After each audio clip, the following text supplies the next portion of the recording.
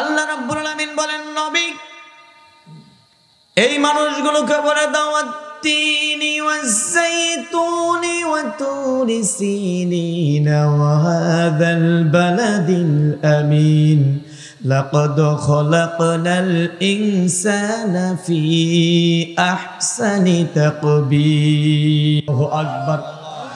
আল্লাহ রাব্বুল আলামিন तमाम পৃথিবীর যিনি মালিক, যিনি খালিক, যিনি স্রষ্টা, যিনি প্রভু কর্তা, সেই আল্লাহ রাব্বুল আলামিন तमाम পৃথিবীর সমস্ত মানুষগুলোকে ডাক দিয়ে বলেন নবীজি এই तमाम পৃথিবীর মধ্যে যত মানুষ নামে জন্মগ্রহণ করেছেন, হিন্দু, মুসলমান, বৌদ্ধ, খ্রিস্টান, জাতি নির্বিশেষে तमाम পৃথিবীর সমস্ত মানুষগুলোকে তুমি বলে দাও এই মানুষগুলোকে আমি আল্লাহ রাব্বুল আলামিন সুন্দর করে আমি আল্লাহ তৈরি করেছি। জুড়ে বলি সুবহানাল্লাহ, আর একবার বলি সুবহানাল্লাহ। তাহলে আমরা জানলাম, প্রথম নম্বরে আমরা জানলাম আল্লাহ আমাদেরকে সুন্দর করে তৈরি করেছেন। কি করে? একটু জবাব দিবেন, যত জবাব দিবেন তত তাড়াতাড়ি আমার প্রোগ্রাম শেষ হবে, প্রধান বক্তা এসে হাজির হবে। তাহলে কি করে তৈরি করেছেন? সুন্দর করে তৈরি করেছেন। দেখেন আল্লাহ কি সুন্দর করে আমাদের দেহটাকে তৈরি করেছেন। সুন্দর করে করে নাই? আপনার চোখটা যদি আপনার পিছনে থাকতো তাহলে খাবার খেতে গিয়ে যখন আপনি খাবার খেতে প্লেটে নিয়ে যেতেন দেখতেন যে খাবারটা কীরকম, কালারটা একটু দেখি, তারপরে মুখে দিতেন, এটা এরকম একটা অসুবিধা হতো না? কিন্তু আল্লাহ রাব্বুল আলামিন কি সুন্দর করে আপনার চোখ এমন জায়গায় দিলেন, তারা নিচেই দিলেন নাক। জুড়ে বলি সুবহানাল্লাহ। নাকটা কেন দিলেন? চোখের নিচে নাকটা এই জন্য দিলেন, আপনি খাবারটা দেখবেন খুব সুন্দর, সব কিছুই ভালো, কিন্তু তার সেন্টটা আবার পিছন দিকে যদি হয় নাকের ছিদ্রটা, তাহলে আবার পিছন দিকে ঘোরা, কি ভাই সাহেব কত কষ্ট হতো না? আমার আল্লাহ কি সুন্দর করে আপনার চোখটাকে দেওয়ার পরে নিচে নাকটাকে আমার আল্লাহ রাব্বুল আলামিন দিয়ে দিলেন। এরপরে চোখটাকে সেভ করার জন্য চোখের উপরে আমার আল্লাহ রাব্বুল আলামিন সানসাইড দিয়ে দিলেন।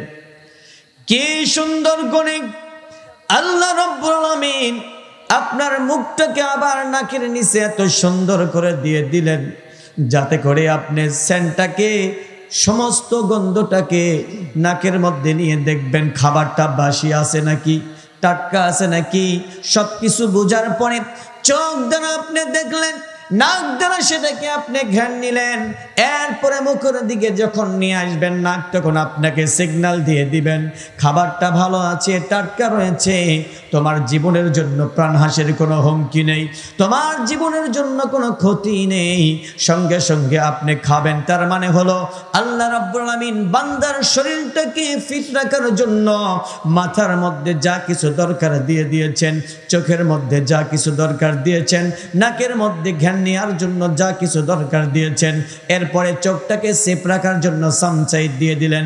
সব কিছু আল্লাহ রাব্বুল আলামিন বান্দার শরীরের মধ্যে ফিটিং করে দেওয়ার পরে, সেটিং করে দেওয়ার পরে আমার আল্লাহ রাব্বুল আলামিন ডাক দিয়ে বললেন নবী গো, আমি আল্লাহ রাব্বুল আলামিন সুন্দর করে মানুষগুলোকে তৈরি করেছি। জুড়ে বলি সুবহানাল্লাহ।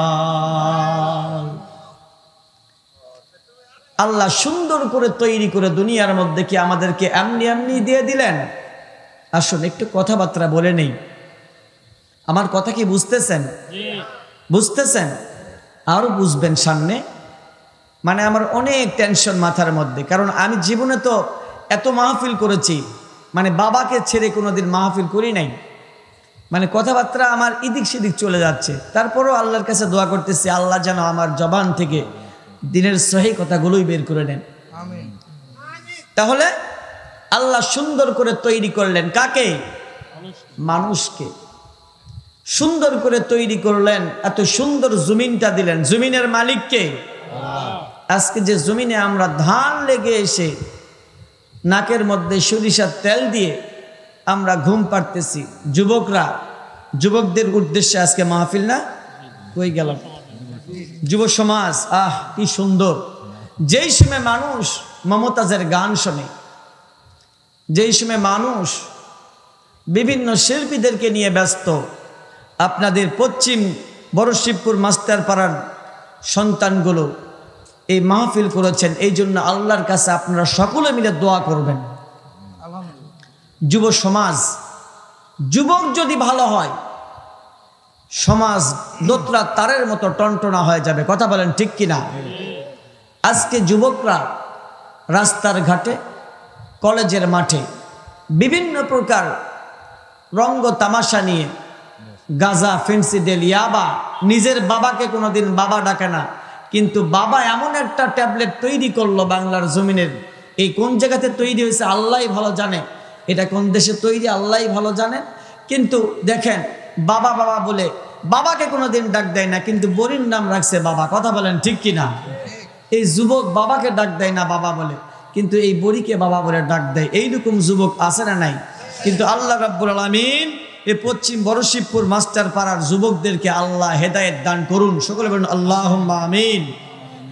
আমাদের বোনদেরকে হেদায়েত দান করুন। সকলে বলুন আল্লাহুম্মা আমিন।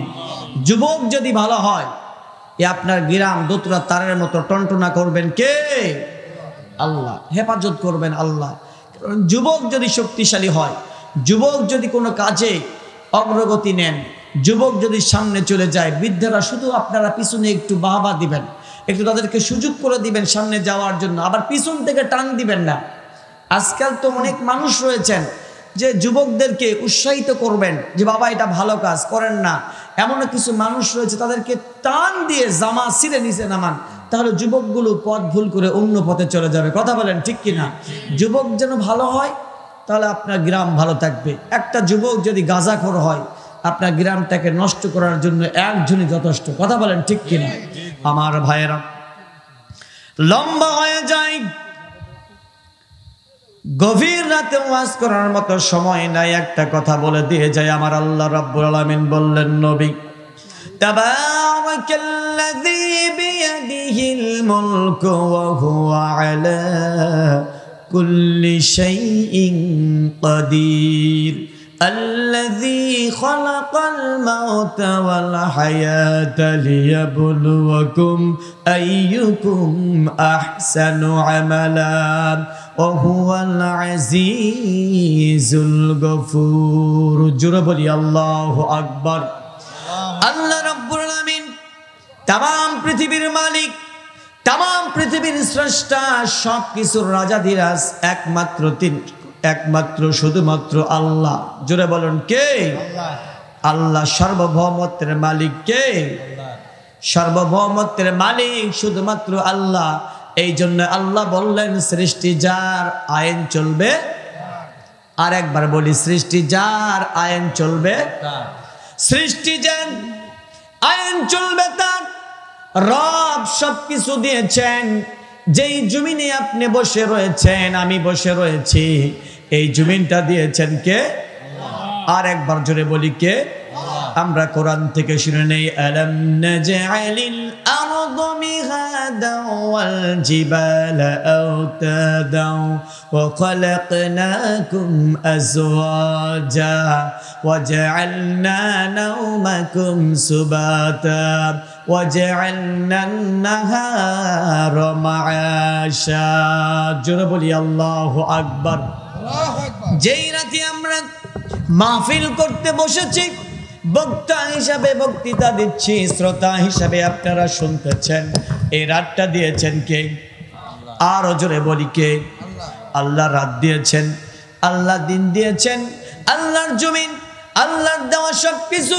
কিন্তু আপনি যদি সার্বভৌমত্বের মালিক, যদি আপনি মানুষকে মেনে নেন, তাহলে দুনিয়ার মধ্যে গজব আসবে, আযাব আসবে না আল্লাহর রহমত আসবে? সার্বভৌমত্বের মালিক কে? আল্লাহকে বাদ দিয়ে যদি আপনি মানুষের তৈরি করা কিছু মেনে নেন, তাহলে আপনার জন্য আমার জন্য গজব আসবে না আল্লাহর রহমত আসবে? কথা কি বুঝতেছেন? ভালো করে বুঝুন, খুব চিকন কায়দায় কথাগুলো শুনুন মুসলমান। সমস্ত মানুষের কপালের মধ্যে আগুন আর আগুন। আপনি দুনিয়ার মধ্যে কয়দিন বাঁচবেন? আমার আব্বা এই তো 8 দিন আগে জীবিত ছিল। বাবার সাথে কত কথা বলতাম, বাবাকে নিয়ে হাঁটতাম, বাবাকে গোসল করে দিতাম, বাবাকে নিয়ে খেতে বসতাম। কিন্তু 8 দিন পর আর সেই বাবা দুনিয়ার মধ্যে নাই।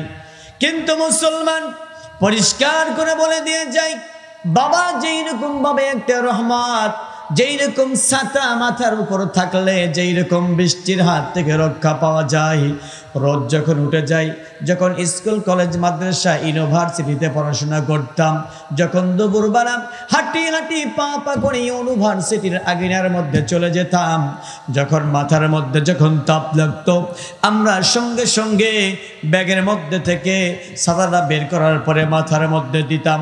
মাথার মধ্যে দিয়ে যখন হাঁটতাম, হাঁটি হাঁটি পা পা করে যখন ভার্সিটির আঙিনার মধ্যে যেতাম, মাথাটা কত ঠান্ডা হয়ে যেত, মনে হতো ছাতা না থাকলে কত রোদ মাথার মধ্যে লাগতো। একই কায়দায় এই মাহফিলে যতগুলো মানুষ এসেছেন সমস্ত মানুষের এমনি এমনি দুনিয়ার মধ্যে আপনারা আসেন নাই। আপনার বাবা আছে, মা আছে, এইরকম ভাবে দাদা আছে, দাদি আছে, আসেরা নাই? বাবা আছে, কিন্তু এই বাবা যখন মাথার উপর থেকে যখন এই ছাদটা যখন চলে যাবে, আপনি মাহফিলে বসবেন। আজকে আনাস হুসাইন বিন আনসারী পরিষ্কার একটা বক্তব্য দিয়ে যাই, আজকে যার বাবা জীবিত রয়েছেন, মা জীবিত রয়েছেন, এই ছাদটা যখন মাথার উপর থেকে চলে যাবেন, দুনিয়াতে যেখানে যেদিকেই তাকাবেন অন্ধকার আর অন্ধকার দেখতে পারবেন, ছায়ার পাবেন না। সমস্ত মানুষগুলো আপনাকে নিয়ে সুযোগ খুঁজবে, কেমন করে তোমাকে বিপদে ফেলা যায়, আপদে ফেলা যাবে, বিভিন্ন ঝামেলার মধ্যে। কিন্তু বাপ যখন বেঁচে থাকবে সঙ্গে সঙ্গে তার প্রতিবাদ করবে। কথা বলেন ঠিক কিনা? একই কায়দায় এই দুনিয়ার মধ্যে কোন মানুষ যদি if you follow is advice, এই পবিত্র কুরআনুল কারীমটাকে অনুকরণ করে দুনিয়ার মধ্যে চলতে পারেন, দুনিয়ার যত খারাপ মানুষ রয়েছে, যত চাঁদাবাজি রয়েছেন, যত লুটতরাজ রয়েছেন, যত প্রকার খারাপ মানুষ রয়েছেন, আপনাদের যারা ক্ষতি করতে চাবে, এই কুরআনুল কারীমটা যদি আপনি মেনে নেন, আমি যদি মেনে নেই, দুনিয়ার সমস্ত মানুষগুলো আপনার ক্ষতি করতে চাবে, কিন্তু ব্যর্থ হয়ে যাবে। কুরআনুল কারীমটার মালিক একমাত্র আল্লাহ। যেহেতু আল্লাহর হুকুম মানার জন্য সমস্ত মানুষগুলো আমরা চেষ্টা করি, এই জন্য আল্লাহ রাব্বুল আলামিন বললেন, নবী এই মানুষগুলোকে বলে দাও, ইন্নাল্লাযীনা আমানু ওয়া আমিলুস সালিহাতি সায়াজআলু লাহুমুর রাহমানু বুদ্দা। জোরে বলি আল্লাহু আকবার। আল্লাহু আকবার। আল্লাহ রাব্বুল আলামিন বললেন, নবী ইন্নাল্লাযীনা আমানু, যারা ঈমান এনেছে, বিশ্বাস স্থাপন করেছে, যারা এই কথার উপর ভিত্তি করে দুনিয়ার মধ্যে চলে, দুনিয়ার মধ্যে কোনো মানুষ চিরকাল বেঁচে থাকবে না, একদিন দুনিয়া থেকে বিদায় হয়ে যেতে হবে কিনা? জোরে বলেন, হবে কিনা? একদিন চলে যাব আমরা সবাই, থাকবো না আমরা কেহ, শুধু মাটির নিচে পড়ে রবে দেহ, শুধু মাটির নিচে পড়ে রবে দেহ। একদিন চলে যাব আমরা সবাই, থাকবো না আমরা কেহ, শুধু মাটির নিচে পড়ে রবে দেহ, শুধু মাটির নিচে পড়ে রবে দেহ। যতই স্বপ্নের প্রাসাদ গড়াও, উঁচু তলাই করবাস, একদিন সবাইকে নিতে হবে মৃত্যুর স্বাদ, যেতে হবে তোমাকে মরণের দেশে, যত করো বিদ্রোহ, একদিন চলে যাব আমরা সবাই, থাকবো না আমরা কেহ, শুধু মাটির নিচে পড়ে রবে দেহ, শুধু মাটির নিচে পড়ে রবে দেহ, শুধু মাটির নিচে পড়ে রবে দেহ। কথা বলেন ঠিক কিনা? মাটির নিচে দেহখানা পড়ে রইবে। কিন্তু আল্লাহ রাব্বুল আলামিন পরিষ্কার একটা বক্তব্য দিয়ে বললেন, নবী গো এই মানুষগুলোকে বলে দাও, ইন্নাল্লাযীনা আমানু ওয়া আমিলুস সালিহাত, ইন্নাল্লাযীনা আমানু, যারা ঈমান আনবে, বিশ্বাস স্থাপন করবে, আত্মসমর্পণ করবে, মাথাটাকে নত করে দিবে, কার জন্য? আল্লাহর জন্য। আর একটু জোরে বলি কার জন্য? আল্লাহর জন্য। মাথাটাকে নত করে দিবে।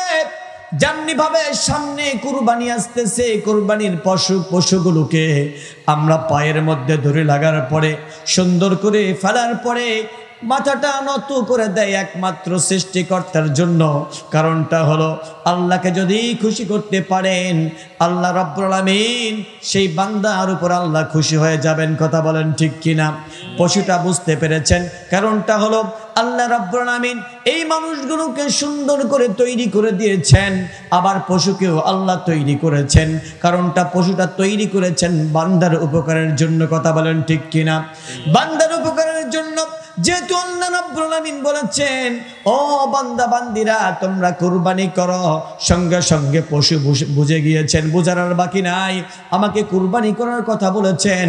এই জন্য যখন আমরা পশুরা ফেলাই সঙ্গে সঙ্গে গলাটা দিয়ে দেই, তার মানে মাথা নত করে দেই, তোমরা কুরবানি করো আল্লাহর সান্নিধ্য লাভের জন্য। জোরে বলি সুবহানাল্লাহ।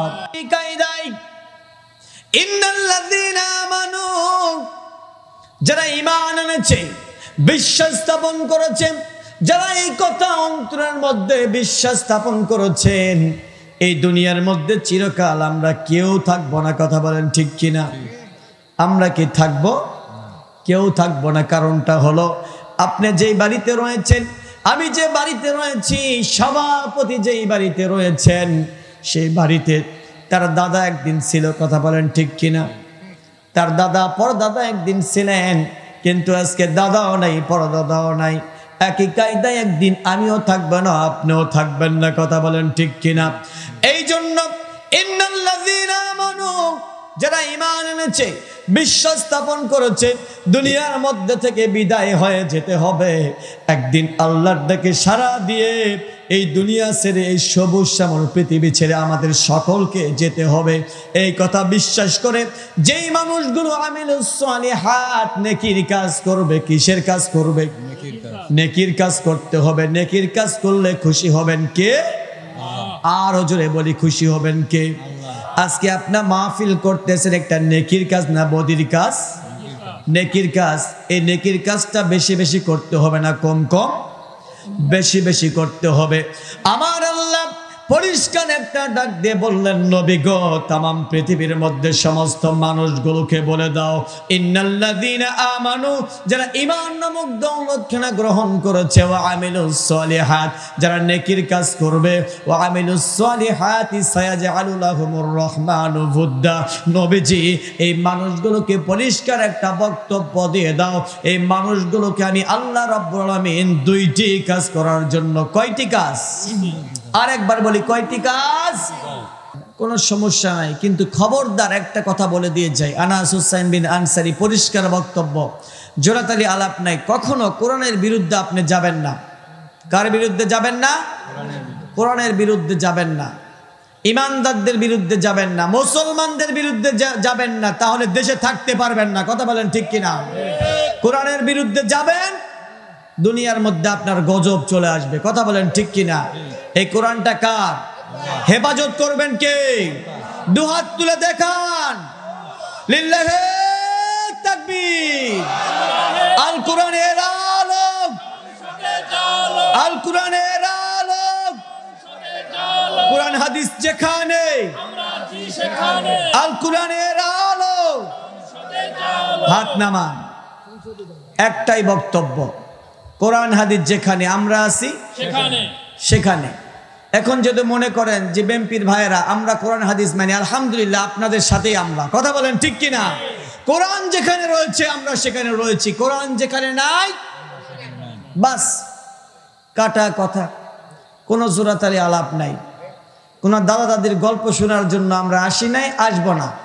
যেখানে কোরআন রয়েছে আমরা রয়েছি, সেখানে যে দলই মানুষ সেখানে আমরা আছি। কথা বলেন ঠিক কিনা? কোরআন যেখানে রয়েছে সমস্ত মুসলমানরা সেখানে রয়েছে, কোরআন যেখানে রয়েছে সমস্ত আলেমরা সেখানে রয়েছে, কোরআন যেখানে নাই সেখানে জালেমদের বসবাস। কথা বুঝে থাকলে জবাব দিবেন ঠিক কিনা? জালেম যেখানে রয়েছে ইমানদাররা সেখানে থাকতে পারে? পরিষ্কার বক্তব্য। আল্লাহ বললেন, নবী সমস্ত মানুষগুলোকে পরিষ্কার একটা বক্তব্য দিয়ে দাও। কোরআনের সঠিক কথা বলতে গেলে তামাম পৃথিবীর মধ্যে থেকে সব মানুষ কিন্তু নয়, কিছু কিছু মানুষ কিন্তু বড় বড় চোখ তুলে তাকায়, কথা বলেন ঠিক কিনা? আল্লাহ রাসূল বিশ্বনবী জনাবে মুহাম্মদুর রাসূলুল্লাহ, সকলে বলি সাল্লাল্লাহু আলাইহি ওয়াসাল্লাম, যখন তিনি নবী ছিলেন না, এমন পর্যায়ে হাঁটি হাঁটি পা পা করে মক্কায় যখন ঘুরতেছিলেন, আল্লাহ রাসূল যখন মক্কার মধ্যে ঘুরতেছেন, দেখতেছেন সমস্ত মানুষগুলো অন্যায় কাজ করতেছে। ভাই হয়ে ভাইয়ের দাম দেয় না, বোন হয়ে বোনকে সম্মান করে না, বাবার সামনে সন্তান বাবার গায়ে হাত তোলে, বাবা কিছু বলে না, অবাক হয়ে তাকিয়ে থাকেন। আল্লাহ রাসূল মনে মনে চিন্তা করতেছেন কেমন করে মক্কার মানুষগুলোকে আল্লাহওয়ালা বানানো যায়। জোরে বলি সুবহানাল্লাহ। এই অন্ধকার শূন্য পরিবেশ থেকে এই মক্কার মানুষগুলোকে কেমন করে আলোর দিকে আনা যায়, কেমন করে এই মানুষগুলো মাথা নত করবে একজনের জন্য, কার জন্য মাথা নত করবে? ভাই হয়ে ভাইয়ের গায়ে হাত তুলবে না, বোন হয়ে মায়ের সঙ্গে খারাপ ব্যবহার করবে না, ভাই বোন আত্মীয় স্বজন সবাই একসঙ্গে ভালোভাবে বসবাস করতে পারবে। এই চিন্তায় বিশ্বনবী নবুয়তের সার্টিফিকেট পায় নাই, তারপরও সেই সময় আল্লাহ রাসূল চিন্তায় মগ্ন থাকতেন কেমন করে এই মক্কার মানুষগুলো ভালো হবে। জুড়ে বলি সুবহানাল্লাহ। কেমন করে ভালো হবে এই চিন্তায় বিশ্বনবী সেই সময় পাগল পারা দিশেহারা। সেই সময় মক্কার আনাচে কানাচে যত মানুষ থাকতেন, আবু জেহেল সহ যত মানুষ থাকতেন, সব মানুষগুলো বিশ্বনবীকে আলামিন বলে ডাকতেন। কি বলে ডাকতেন? আরেকটু জোরে বলি। এই জন্য বলতেছি, ঘটনা বলার জন্য আপনাদের সামনে কথা বলতেছি না, শুধু একটা জিনিস টাচ দেওয়ার জন্য বলতেছি। সেই সময় বিশ্বনবী যখন নবুয়তের সার্টিফিকেট পায় নাই, সেই সময় মক্কার মানুষগুলো দিনের দাওয়াত দেওয়া শুরু করে নাই, শুধু মানুষগুলোকে ভালো কাজের জন্য চেষ্টা করতেছিলেন। তখন কিন্তু ঈমান কালেমার দাওয়াত দেয় নাই। সেই সময় বিশ্বনবীকে আল আমিন বলে ডাকতেন। কোন মানুষেরা ডাকতেন? মক্কার মানুষেরা আল আমিন বলে ডাকতেন।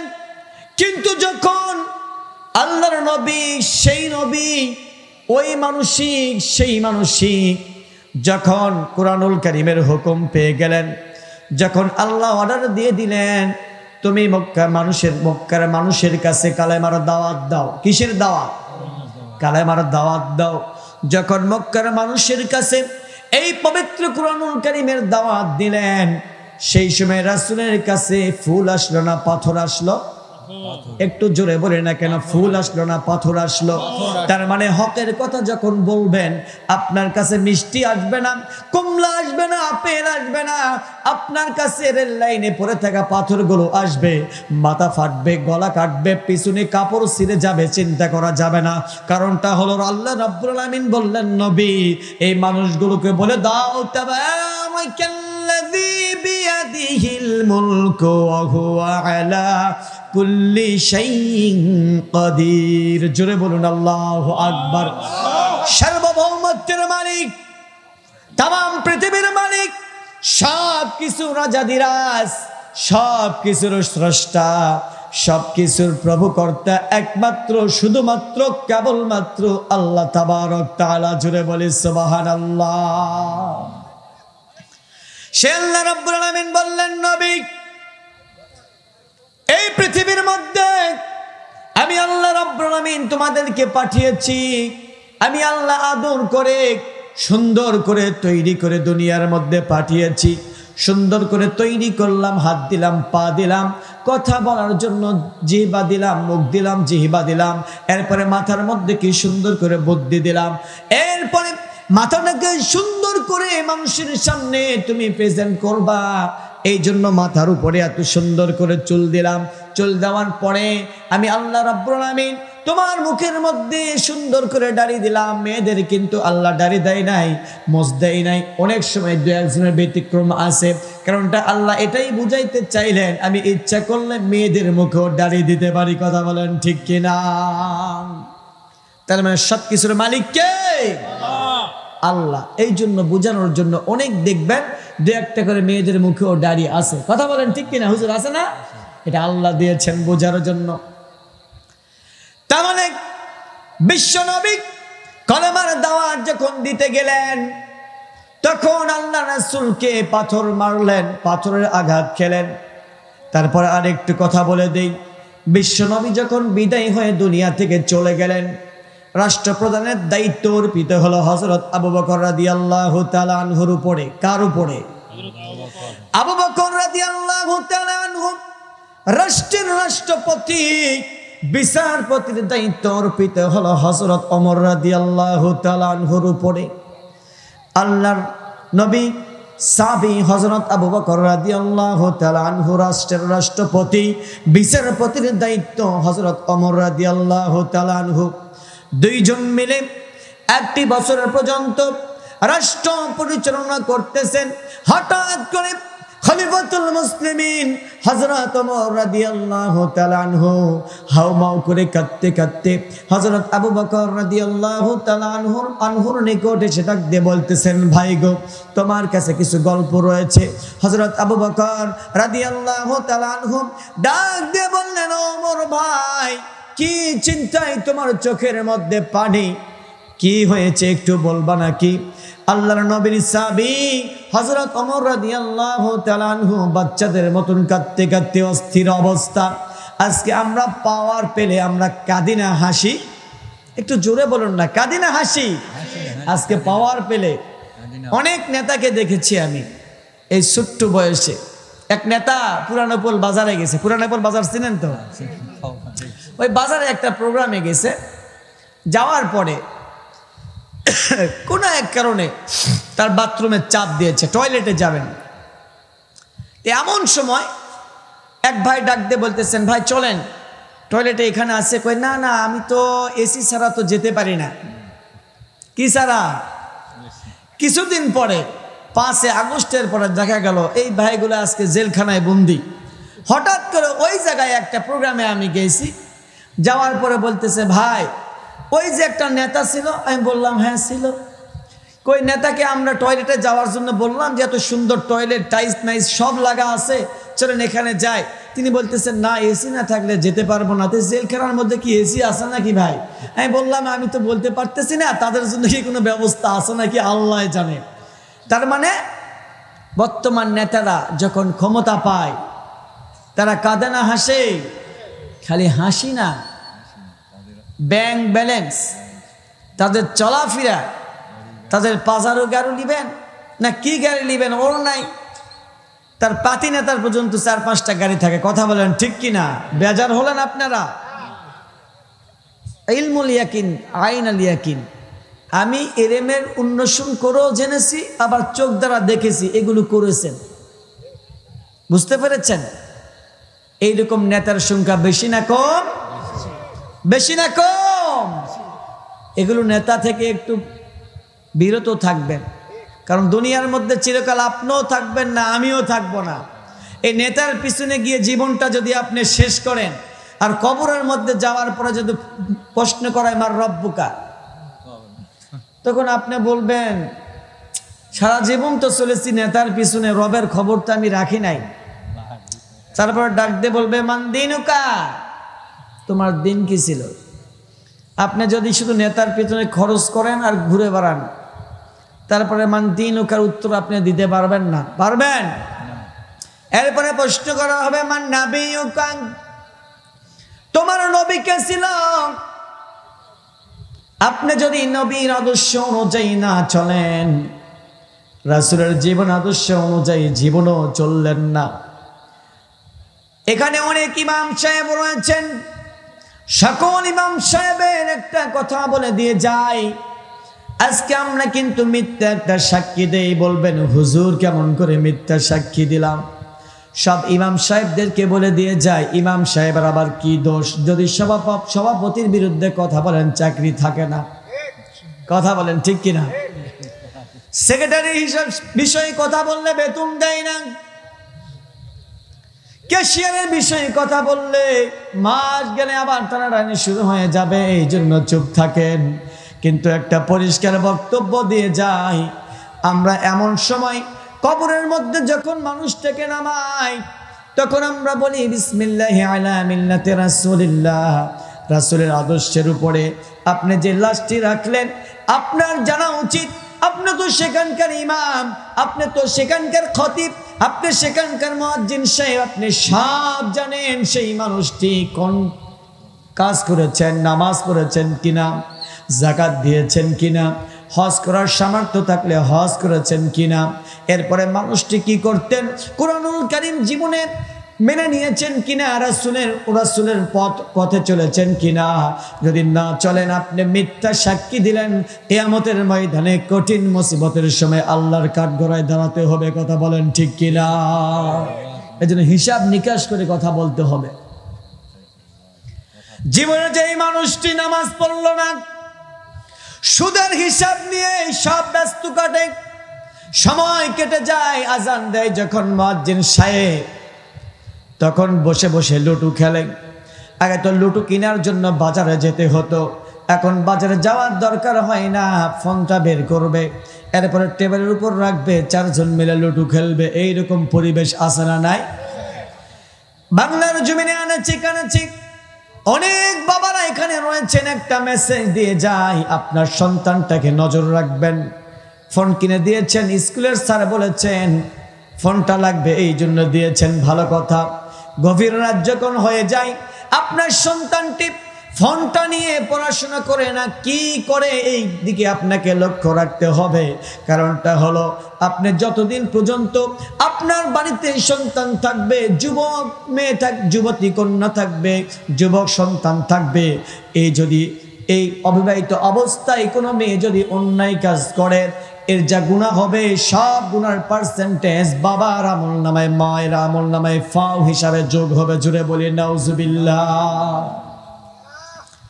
কিন্তু আজকে ফোন দিয়ে দেই, মেয়ের হাতে ফোন, ছেলের হাতে ফোন, 12টা 3 মিনিট, জানলা বন্ধ, দরজা বন্ধ, তারপরে ফোন বন্ধ হয় না। কিন্তু এই মেয়েকে যখন ফজরের সময় আজান দেন, মুয়াজ্জিন সাহেব বলেন আসসালাতুল খায়রুম মিনান নাওম, ঘুম থেকে নামাজ উত্তম, এই কথা যখন বলে, আপনি যখন সন্তানকে ডাকতে যাবেন, বাবা হয়, বাবা রে, মুয়াজ্জিন সাহেব আজান দিয়েছেন, ঘুম পাড়া যাবে না। কারণটা হলো ঘুম থেকে নামাজ উত্তম, এই কথা বলেছেন কে? আল্লাহ বলেছেন ঘুম থেকে নামাজ উত্তম। কিন্তু সেই সময় আপনি ডাক দেন না। আর অন্য সময় আপনি যখন দেখবেন গভীর রাতে আপনার সন্তান যখন চিটিং করতেছেন, এই সময় আপনি ডাক দিয়ে বলবেন এটা করা যাবে না, কারণ আমার বাড়িতে থাকতে হলে আমি যেহেতু বাবা, আমি গুনার বোঝা নিতে পারবো না, এই জন্য ফোনটা ব্যবহার করতে হবে প্রয়োজনের তাগিদে, যেখানে প্রয়োজন সেখানে তুমি ব্যবহার করবা, অন্যথায় যদি ব্যবহার করো তোমার জন্য আমার বাড়িতে এক মুঠ ভাত সিদ্ধ হবে না। এইরকম ভাবে যদি আপনি বলেন, মেয়েকে বলেন, এরপরে ছেলেকে বলেন, ছেলে মেয়ে দুটো তারের মতো টনটনা হয়ে যাবে, বাবাও ঠিক থাকবে, মা ঠিক থাকবে, সন্তানগুলোও ঠিক থাকবে। বাংলার জমিনে আনাসে কানাসে আর বেপরদা হয়ে কোনো মেয়ে চলবে না, অন্যায়ভাবে কোনো ছেলে মেয়ে রাস্তায় ঘোরাঘুরি করবে না। বাবা যদি ঠিক হয়ে যায়, মা যদি ঠিক হয়ে যায়, সমস্ত মেয়ের বাবাও ঠিক হয়ে যাবে, ছেলের বাবাও ঠিক হয়ে যাবে, সমস্ত মানুষগুলো ভালো হয়ে যাবে। কথা বলেন ঠিক কিনা? কিন্তু বাংলার জমিনের মানুষ, স্কুলে স্যার বলে দিয়েছে যে না, লেখাপড়া করার জন্য টাচ ফোন দরকার। হ্যাঁ, আমরাও বলি দরকার, কিন্তু এই ফোনটা শুধু লেখাপড়ার কাজে ব্যবহার হচ্ছে না অন্য কাজে ব্যবহার হচ্ছে, এই দিক দিয়ে সমস্ত বাবারা একটু নজর দিবেন। এটা বলে গেলাম, কাজে লাগবে ইনশাল্লাহ। যাই হোক না কেন, আল্লাহ রাব্বুল আলামিন বললেন, নবী ইন্নাল্লাযীনা আমানু, যারা ঈমান এনেছে, নেকির কাজ করেছে। কয়টি কাজ করেছে? আর একটু জোরে বলি, কয়টি কাজ? দুইটি কাজ করেছেন, এই মানুষগুলোকে আমার আল্লাহ রাব্বুল আলামিন ভালোবাসা দিবেন আরশে মহল্লা থেকে। জুড়ে বলি সুবহানাল্লাহ। তাহলে আমরা আরশে মহল্লা থেকে ভালোবাসা পেতে রাজি আছি না? আল্লাহর কাজ করতে হবে। এক পর্যায়ে খলিফাতুল মুসলিমিন, ঘটনা মনে আছে, হযরত আবু বকর রাদিয়াল্লাহু তাআলা আনহু, হযরত ওমর রাদিয়াল্লাহু তাআলা আনহু দু ভাই গল্প করতেছেন নেতা কেমন হওয়া দরকার।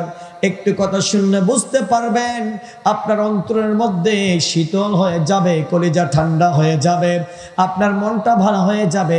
আল্লাহর নবীর সাহাবী হযরত আবু বকর রাদিয়াল্লাহু তাআলা আনহু খলিফাতুল মুসলিমিন হযরত ওমর রাদিয়াল্লাহু তাআলা আনহুকে ডাক দিয়ে বললেন, ওমর ভাই, কি জন্য আপনার চোখে পানি একটু বলবেন প্লিজ, কি জন্য আপনার চোখে পানি? আল্লাহর নবীর সাহাবী হযরত ওমর রাদিয়াল্লাহু তাআলা আনহু ডাক দিয়ে বলতেছেন, আবু বকর ভাই, এই পানি চিন্তার পানি, এই পানি খুব কষ্টের পানি, এই জন্য আমার কষ্ট হয়, চিন্তা হয়।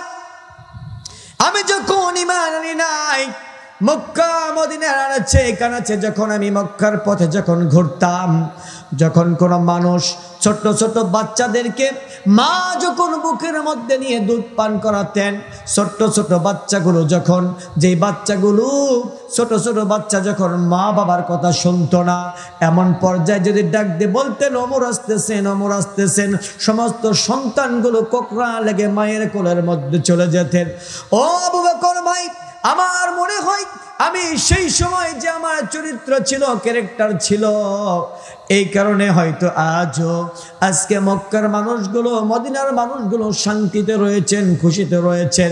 আমি রাষ্ট্রের বিচারপতি, কিন্তু একটি বছর প্রায় পার হয়ে চলে গেল, একজন মানুষও কোনো কাজ দিয়ে আমার কাছে আসলো না, কোনো মানুষ বিচার নিয়ে আসলো না।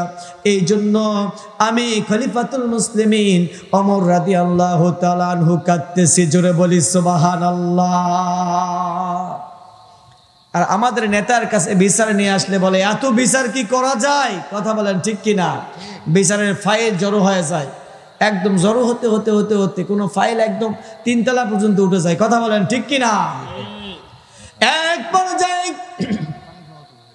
হযরত আবু বকর রাদিয়াল্লাহু তাআলা আনহু ডাক দিয়ে বললেন, ওমর ভাই, চিন্তার কোনো কারণ নাই। কি কারণে, কিসের জন্য মক্কার মানুষগুলো তোমার কাছে বিচার নিয়ে আসে না? মদিনার মানুষগুলো তোমার কাছে বিচার নিয়ে আসে না, কি কারণে বিচার নিয়ে আসে না?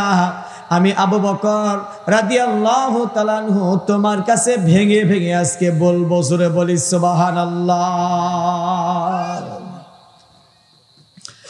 হযরত আবু বকর রাদিয়াল্লাহু তাআলা আনহু খলিফাতুল মুসলিমিন হযরত ওমর রাদিয়াল্লাহু তাআলা আনহুকে ডাক দিয়ে বলতেছেন, ওরে আবু বকর ভাই, ওরে ওমর ভাই, কি কারণে মক্কার মানুষগুলো, মদিনার মানুষগুলো তোমার কাছে বিচার নিয়ে আসে না? আমার মুখ থেকে তুমি কি শুনতে চাও? ওমর রাদিয়াল্লাহু তাআলা আনহু ডাক দিয়ে বললেন, ভাই হ্যাঁ শুনতে চাই। এরপরে হযরত আবু বকর রাদিয়াল্লাহু তাআলা আনহু ডাক দিয়ে বলতেছেন, খলিফাতুল মুসলিমিন হযরত ওমর রাদিয়াল্লাহু তাআলা আনহুকে ডাক দিয়ে বলতেছেন, ও ওমর ভাই, একটি কারণে তোমার কাছে মক্কার মানুষ, মদিনার মানুষ বিচার নিয়ে আসে না। কারণটা হলো এই, মক্কার মানুষগুলো, মদিনার মানুষগুলো এই কারণে তোমার কাছে বিচার নিয়ে আসে না, মক্কা মদিনার মধ্যে যে সংবিধানটা আমরা পালন করি, সেই সংবিধানটা মানুষের তৈরি করা নয়, এই তৈরি করা নয়, একমাত্র কেবলমাত্র শুধুমাত্র আল্লাহ রাব্বুল আলামিনের দেওয়া সংবিধান, পবিত্র কোরআনুল কারীম, সেই কোরআনুল কারীম অনুযায়ী চলার জন্য মক্কার মানুষগুলো খুশি রয়েছেন, মদিনার মানুষগুলো খুশি রয়েছেন। কোনো বিধবার ভাতা নেওয়ার জন্য দৌড়াদৌড়ি করতে হয় না, কোনো এমপির কাছে যেতে হয় না, মন্ত্রীর কাছে যেতে হয় না, কাউকে টাকা দিতে হয় না, ঘুষ দিতে হয় না। যার কারণে মক্কা মদিনার মানুষগুলো খুন নাই, ধর্ষণ নাই, কোনো মেয়ে রাস্তা দিয়ে চলবে, সুন্দর তরুণী গভীর রাতে চলবে, দিনে চলবে, দুপুরবেলা চলবে। কোনো গোয়িং টু ইয়াং যুবকেরা থেকে কোনোদিন নষ্টের প্রস্তাব দিবে না, কোনো খারাপ প্রস্তাব দিবে না। ও ওমর ভাই, সমস্ত মানুষগুলো সুখে শান্তিতে রয়েছে একটি কারণে, কুরআনুল কারীম মেনে নিয়েছেন। যার কারণে কুরআনুল কারীম সংবিধান হওয়ার কারণে মক্কার মানুষগুলো শান্তিতে রয়েছে, মদিনার মানুষেরা শান্তিতে রয়েছে। খুন নাই, ধর্ষণ নাই, রাহাজানি নাই, চিন্তাই নাই। এই কারণে ওমরের দরবারে কোনো বিচার নাই। জোরে বলি সুবহানাল্লাহ, আর একবার বলি সুবহানাল্লাহ। ও ইসলামের দরদি কঠিন একটা বক্তব্য দিয়ে যায়। পবিত্র কুরআনুল কারীম না মানার জন্য বাংলার জমিনে আনাসে কানাসে আজকে ভাই হয়ে ভাইয়ের সম্পদগুলো আত্মসাৎ করে, আজকে বাবা চলে যায় হজ করতে। এইরকম যদি করতে থাকেন, বাংলার জমিন থেকে আপনি একদিন চলে যাবেন। আর আল্লাহর হুকুম অমান্য করার জন্য আল্লাহর হুকুমটা অমান্য করার জন্য কিয়ামতের ময়দানে কঠিন মুসিবতের সময় আমার আল্লাহর কাঠগড়ায় আমাদের সকলকে দাঁড়াতে হবে। কথা বলেন ঠিক কিনা? একদিন দাঁড়াতে হবে। তাহলে মক্কা মদিনার মানুষগুলো সুখে রয়েছে, শান্তিতে রয়েছে, ওমরের দরবারে বিচারে নাই একটি কারণে, কুরআনুল কারীম সংবিধান সেখানে রয়েছে। কথা বলেন ঠিক কিনা? সংবিধান কার রয়েছে? কুরআনুল কারীমের সংবিধান মানলে আল্লাহ রাব্বুল আলামিন সেখানে বরকত দেন। বেশি না কম? বেশি না কম? বেশি বেশি বরকত দিবেন। আমার ভাইয়েরা, আর লম্বা করব না মুসলমান, পরিষ্কার একটা বক্তব্য দিয়ে যাই। প্রথম আয়াত পড়েছি, আমার আল্লাহ রাব্বুল আলামিন বললেন, নবী আল্লাযী খালাকাল মাউতা ওয়াল হায়াতা লিয়াবলুয়াকুম আইয়ুকুম আহসানু আমালা। জোরে বলুন আল্লাহু আকবার। আল্লাযী খালাকাল মাউতা, মৃত্যু তৈরি করেছেন কে? আর একটু জোরে বলি কে? মৃত্যু তৈরি করে দিয়েছেন কে? কার ডাকে দুনিয়া ছেড়ে একদিন যেতে হবে। আল্লাহ মৃত্যু তৈরি করে দিয়েছেন। কারণটা হলো দুনিয়ার মধ্যে চিরকাল আমরা বেঁচে থাকবো। এই জন্য আল্লাহর হুকুম মানতে হবে। কারণটা হলো দুনিয়ার মধ্যে আমরা চিরকাল কেউ বেঁচে থাকবো না। দুনিয়ার মধ্যে থেকে একদিন আল্লাহর ডাকে সারা দিয়ে সবুজ শ্যামল পৃথিবী ছেড়ে আমরা সকলে চলে যাব। এই জন্য আল্লাহর হুকুম মানতে হবে। বেশি না কম? আর একটু জোরে বলি, বেশি না কম? আল্লাহর হুকুম মানতে হবে। এই জন্য আল্লাহ রাব্বুল আলামিন বললেন, নবী আল্লাযী খালাকাল মাউতা, আমি আল্লাহ রাব্বুল আলামিন প্রথমে মৃত্যু তৈরি করেছি। কি তৈরি করেছেন? আমার কথা কি বুঝতেছেন? মৃত্যু তৈরি করেছেন কে? মৃত্যু তৈরি করেছেন কে? দুনিয়া থেকে একদিন আমাদের সকলকে যেতে হবে কিনা? দুনিয়া থেকে, এই পৃথিবী থেকে, এই দুনিয়ার সব কিছু নাজ নিয়ামতকে ফেলে রেখে একদিন আমাদের সকলকে যেতে হবে। তিনটি কাপড় নিয়ে আমাদের সকলকে যেতে হবে। কয়টি কাপড়? তিনটি কাপড় নিয়ে যেতে হবে। আজকে আমাদের সম্পদ, ব্যাংক ব্যালেন্স, অট্টালিকা, আমরা এমন ভাবে বাড়ি নির্মাণ করি, একতলা যেই ভাই করেছেন, বক্তা হোক শ্রোতা হোক, সকলের একই অভ্যাস। একতলা করেছেন, এরপরে দুই তলার জন্য আমরা আবার রড খাড়া করে রাখি। কথা বলেন ঠিক কিনা? দুই তলা কমপ্লিট, তিন তলার জন্য আবার রড বের করে রেখে দিয়েছি, কারণ সামনে আবার তিন তলা করতে হবে। এরপরে তিন তলা কমপ্লিট, চার তলার জন্য আমরা রড বের করে রাখি। কিন্তু আল্লাহ রাব্বুল আলামিন বললেন, না না না, এই দুনিয়ার মধ্যে তোরা চিরকাল থাকবি? চিরকাল থাকবি না। আল্লাযী খালাকাল মাউতা ওয়াল হায়াতা লিয়াবলুয়াকুম আইয়ুকুম আহসানু আমালা। জোরে বলু আল্লাহু আকবার। আল্লাহ বললেন, নবী চিরকাল দুনিয়ার মধ্যে কোনো মানুষ থাকবে না। একদিন এই দুনিয়া ছেড়ে এই মানুষগুলোকে, এই সবুজ শ্যামল পৃথিবী ছেড়ে আমার ডাকে সাড়া দিয়ে আসতে হবে। কার ডাকে? আল্লাহর ডাকে। আল্লাহর ডাকে সাড়া দিয়ে এই পৃথিবী ছেড়ে আসতে হবে। এই দুনিয়া থেকে বিদায় হয়ে যেতে হবে। কিন্তু আল্লাহ রাব্বুল আলামিন বললেন নবী এই দুনিয়া থেকে মানুষগুলো বিদায় হয়ে চলে যাবে, কিন্তু মানুষগুলো যদি আল্লাহর কোরআনুল কারীমটা মেনে নেয় এই মানুষগুলোর কোনো ভয় থাকবে।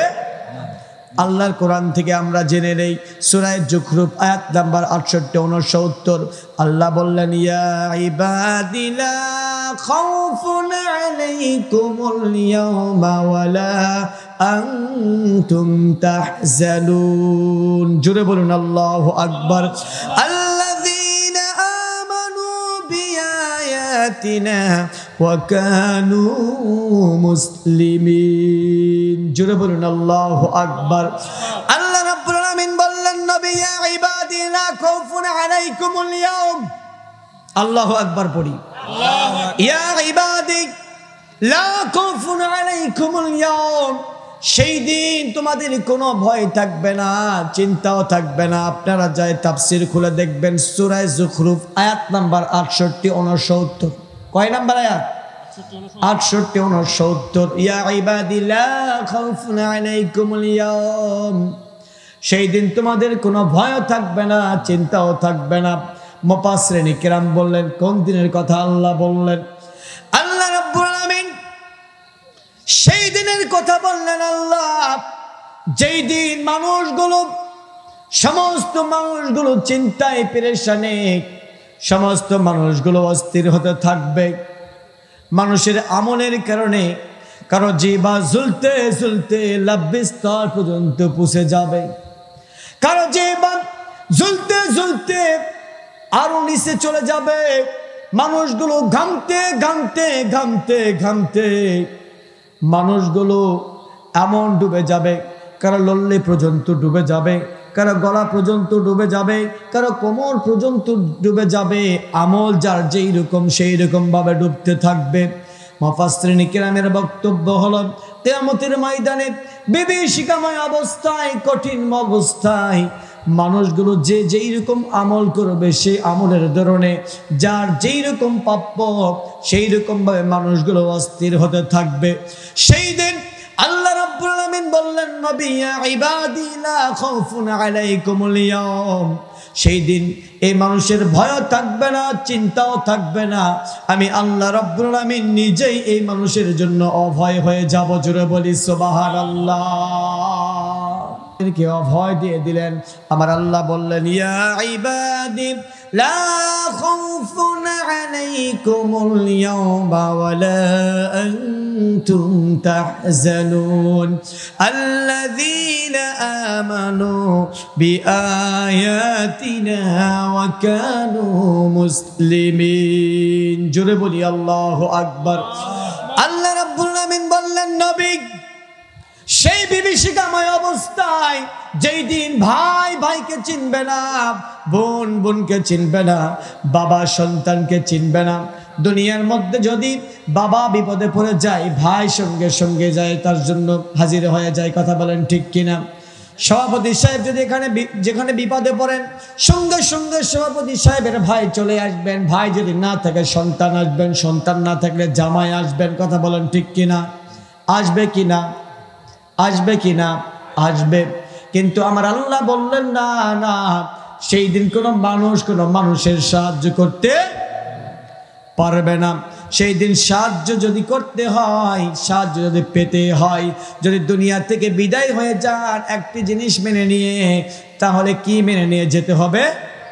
কোরআন যদি আপনি মেনে নিয়ে যেতে পারেন সেই কিয়ামতের ময়দানে কঠিন মুসিবতের সময় আমার আল্লাহ রাব্বুল আলামিন বললেন সেই দিন তোমাদের কোনো ভয় থাকবে না, চিন্তাও থাকবে না। আমি আল্লাহ নিজেই তোমাদেরকে অভয় দিলাম। জুড়ে বলি সুবহানাল্লাহ।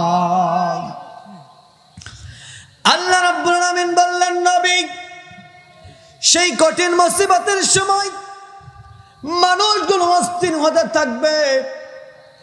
এক পর্যায়ে মানুষগুলো কাঁদতে কাঁদতে অস্থির হতে থাকবে। মানুষের আমলের জন্য, একটি আমলের জন্য বুক ভরা আশা নিয়ে হাঁটি হাঁটি পা পা করে নিজের মা সন্তানকে ডাক দিয়ে বলবে, বাবা তোমাকে 10 মাস 10 দিন গর্ভে ধারণ করেছিলাম, কষ্টের পর কষ্ট সহ্য করে খুব চিন্তা চিন্তিত হয়ে খেতে পারি নাই। তুই যখন পেটের মধ্যে ছিলি, মাঝে মধ্যে পেটের মধ্যে লাথি মারতে ব্যথা শুরু হয়ে যেত। খাবার নিয়েছি প্লেটের মধ্যে, খাবারগুলো মেখিয়ে নিয়েছি।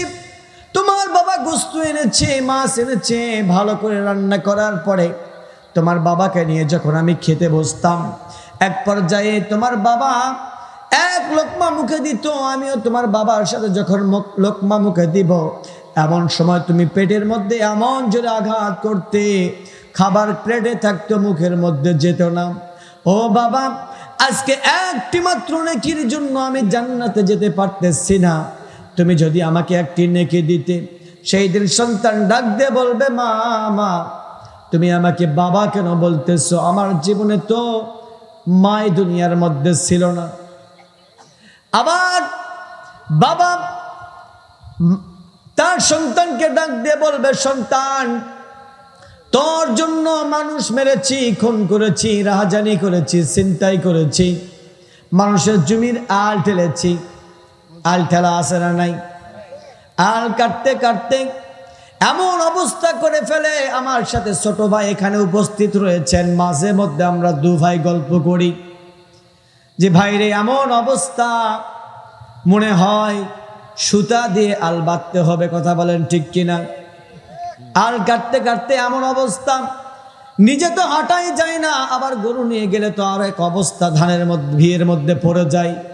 এই জন্য সেই দিন কিয়ামতের ময়দানে কঠিন মুসিবতের সময় সন্তানকে ডাক দিয়ে বলবেন, বাবারে তোকে সম্পদ দেওয়ার জন্য, তোর সম্পদটা বৃদ্ধি করার জন্য আল কাটতে কাটতে মানুষের জমির আলা এক হাত পর্যন্ত কেটে ফেলেছি, কিন্তু আজকে আমার একটা নেকির দরকার, তুমি দিবা নাকি? সন্তান ডাক দিয়ে বলবে, না না, দুনিয়াতে আমার বাবা ছিল না।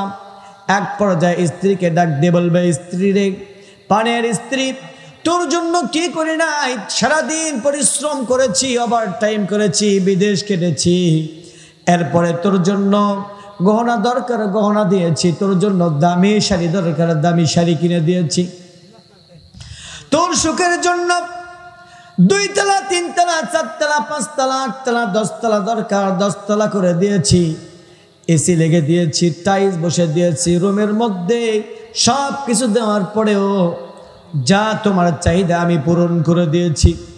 কিন্তু আজকে কিয়ামতের ময়দানে কঠিন মুসিবতের সময় একটি নেকি দরকার, প্রাণের স্ত্রী, তুমি যদি আমাকে দিতে আমার জন্য খুব উপকার হতো। সেই দিন আপনার স্ত্রী আমার স্ত্রী ডাক দিয়ে বলবেন, তুমি কে? তোমাকে আমি চিনলাম না, তোমার সাথে আমার কোনোদিন দেখা হয় নাই, দুনিয়াতে আমার বিবাহ তো হয় নাই, তাহলে আমি তোমার স্ত্রী হলাম কেমন করে? হোপলেস হয়ে যাবে, চিন্তায় পড়ে যাবে। কিন্তু রাসূল বলেছেন, যদি ঈমান নামক দৌলতখানা নিয়ে কোনো ব্যক্তি যদি বিদায় হয়ে চলে যান, এই ব্যক্তি আমাকে 4 জায়গায় সাক্ষাৎ পাবে। কয় জায়গায়? 4 জায়গায় বিশ্ব নবীর সাথে সাক্ষাৎ হয়ে যাবে। ফাতেমা রাদিয়াল্লাহু তাআলা আনহা ডাক দিয়ে বললেন, বাবা গো, আপনি বলেছেন 4 জায়গায় সাক্ষাৎ হয়ে যাবে, আপনি কেমন করে কোটি কোটি তোমার এতগুলো উম্মত, তোমার এত কোটি কোটি উম্মত, সমস্ত উম্মতগুলো যখন বিপদে পড়ে যাবে, কেমন করে তুমি এতগুলো উম্মতকে তুমি রক্ষা করবা? ফাতেমাকে ডাক দিয়ে বললেন, ও ফাতেমা, তুমি শুধু আমাকে বাবা হিসেবে চিনো, তুমি কি দেখো না আকাশের মধ্যে যখন বিজলি চমকায়, তুমি কি লক্ষ্য করে দেখেছো নাকি আকাশের মধ্যে যখন বিজলি চমকায়, বিজলিটি কি এক জায়গায় থাকে না, চতুর্দিকে যায়? এক জায়গায় থাকে না, চতুর্দিকে যায়। ও ফাতেমা, তুমি আমাকে বাবা বলে ডেকেছো, বাবা অনুযায়ী তুমি আমাকে দেখেছো, কিন্তু আমার মধ্যে যে পাওয়ারটা রয়েছে, পাওয়ারটা তুমি দেখো নাই। আল্লাহ রাব্বুল আলামিন আমাকে নূর দিয়েছেন, শক্তি দিয়েছেন, আলো দিয়েছেন, যেরকম আকাশের মধ্যে বিদ্যুৎ চমকালে চতুর্দিকে যে এরকম চলে যায়, একই কায়দায় আমার উম্মতগুলো যখন কিয়ামতের ময়দানে কঠিন মুসিবতের সময় যখন হাউজে কাউসারে গিয়ে পানি পানি পানি বলে ডাক দিতে থাকবে, পানি পানির জন্য অস্থির হতে থাকবে, যেই রকম ভাবে 5 আগস্টের সময় আমার মুগ্ধ ভাই পানি পানি পানি বলে সমস্ত মানুষকে পানি দিতে দিতে এক পর্যায়ে আল্লাহর বান্দাগুলিকে শহীদ হয়ে গেল। এইরকম মানুষগুলো যখন মানুষের উপকার করে, কুরআনুল কারীমের কথা মেনে সেই অনুযায়ী আমল করে, আল্লাহ দিনকে প্রতিষ্ঠা করার জন্য নিজের জীবনখানা দিয়ে দিবে, কুরআনুল কারীম হুকুম অনুযায়ী পালন করে, আল্লাহর বিধান অনুযায়ী নিজের জীবনটাকে পরিচালনা করে কুরআনুল কারীমটা মেনে নিয়ে যে মানুষগুলো দুনিয়ার মধ্যে চলবে, এই মানুষগুলো যখন দুনিয়া ছেড়ে বিদায় হয়ে চলে আসবেন, আমার আল্লাহ বলেছেন ইয়া ইবাদি লা খাউফুন আলাইকুমুল ইয়াউম, তোমাদের কোনো ভয় থাকবে না, চিন্তাও থাকবে না। আমার আল্লাহ রাব্বুল আলামিন অভয় হয়ে যাবেন, অভয় দিয়েছেন আল্লাহ। ও ফাতেমা, সেই দিন যখন আমার উম্মতগুলো যখন হাউজে কাউসারে গিয়ে পানির যখন প্রয়োজন হয়ে যাবে, আমি বিশ্ব নবী এক দৌড়ে গিয়ে তাকে পানির বরাদ্দ আমি নবীর দিয়ে দিব। জুড়ে বলি সুবহানাল্লাহ। হাউজে কাউসারের মালিক বানিয়েছেন কে? আল্লাহ দিয়েছেন। হাউজে কাউসারের মালিক বানায়া দিয়েছেন আমাদের নবী, আপনার নবী জনাবে মুহাম্মদুর রাসূলুল্লাহ। সকলে বলি সাল্লাল্লাহু আলাইহি সাল্লাতু ওয়াসসালাম। বিশ্ব নবীকে হাউজে কাউসারের মালিক বানিয়ে দিয়েছেন কে? আল্লাহ দিয়েছেন। নবীর পথে চললে হাউজে কাউসার থেকে পানি আমাদের জন্য বরাদ্দ করবেন কে? আল্লাহ দিয়ে দিবেন। বিশ্ব নবী আমাদেরকে খাওয়াবেন। কিন্তু নবীর পথে যদি আমরা চলি তাহলে আমাদের জন্য পানি বরাদ্দ করে দিবেন আল্লাহ। আর যদি নবী রাসূলের বিরুদ্ধে আমাদের স্লোগান হয়, কুরআনুল কারীমের বিরুদ্ধে আমাদের স্লোগান হয়, তাহলে আমাদের জন্য সেই দিন পানির বরাদ্দ হবে না। আমাদের মাথার কাছে সূর্য এসে তাপ দিতে থাকবে। কথা বলেন ঠিক কিনা? তাহলে আমরা যখন বিপদে পড়ে যাব, রাসূলের পথে যদি থাকি, রাসূলের মতে যদি থাকি, আমাদের জন্য সেই দিন পানির বরাদ্দ করে দিবেন আল্লাহ। এরপরে ফাতেমা ডাক দিয়ে বললেন নবী, ও আমার বাবা, এরপরে যদি অন্য জায়গার মধ্যে বিপদে পড়ে যায় তাহলে আপনি কেমন করে আবার সাহায্য করবেন? নবী আমার ডাক দিয়ে বললেন, ও ফাতেমা, যখন আমার উম্মতগুলো মিজানের পাল্লার কাছে গিয়ে, এই মিজানের পাল্লার কাছে গিয়ে যখন আমার ইতিম উম্মতগুলো কাঁদতে থাকবে, একটি নেকির জন্য যখন জান্নাতে যেতে পারবে না, সেই সময় আমি নবী সেখানে হাজির হয়ে যাব। নেকির বরাদ্দের জন্য আল্লাহর কাছে আমি দোয়া করব। জুড়ে বলি সুবহানাল্লাহ। 4 জায়গায় বিশ্ব নবীর সাথে সাক্ষাৎ হবে। কয় জায়গা? 4 জায়গার মধ্যে হাসরের ময়দানে, ফুলসিরাতের কিনারায়। আবার যখন উম্মতে মুহাম্মাদি গুলো বিপদে পড়ে যাবে, ফুলসিরাত কঠিন জায়গা না সহজ জায়গা? কঠিন জায়গা ফুলসিরাতের রাস্তা। এই রাস্তা যদি আল্লাহ রহম না করেন, ইবাদত দিয়ে আপনি সহজে পার হতে পারবেন? আল্লাহ যদি কাউকে ক্ষমা করতে চান, আমার আল্লাহ রাব্বুল আলামিন বললেন ইয়া ইবাদি লা খাউফুন আলাইকুমুল ইয়াওমা ওয়া লা আনতুম তাহজানুন আল্লাযীনা আমানু বিআয়াতিনা ওয়া কানু মুসলিমিন। আমার আল্লাহ রাব্বুল আলামিন বললেন নবী, সেই দিন তোমাদের কোনো ভয় থাকবে না, চিন্তাও থাকবে না। আমি আল্লাহ রাব্বুল আলামিন নিজেই তোমাদের জন্য ভয় হয়ে যাব। তার মানে 1 নম্বরে হলো আল্লাযীনা আমানু, যারা ঈমান এনেছে, বিআয়াতিনা, যারা আল্লাহর কোরআনুল কারীমটাকে বিশ্বাস করেছে, সেই অনুযায়ী যারা দুনিয়ার মধ্যে চলেছে, কোরআনুল কারীমটা যারা মেনে নিয়েছে, এই মানুষগুলো সেই দিন চিন্তাও থাকবে না, ভয়ও থাকবে না। আমার আল্লাহ রাব্বুল আলামিন ভয় দিয়েছেন। জোরে বলি সুবহানাল্লাহ। তাহলে কোরআনুল কারীম মানতে হবে কিনা? একটু জোরে বলি, মানতে হবে। আমরা কে কে কোরআনুল কারীম মানতে রাজি আছি? দুহাত তুলে আল্লাহকে দেখায়। লিল্লাহে তাকবীর, লিল্লাহে তাকবীর।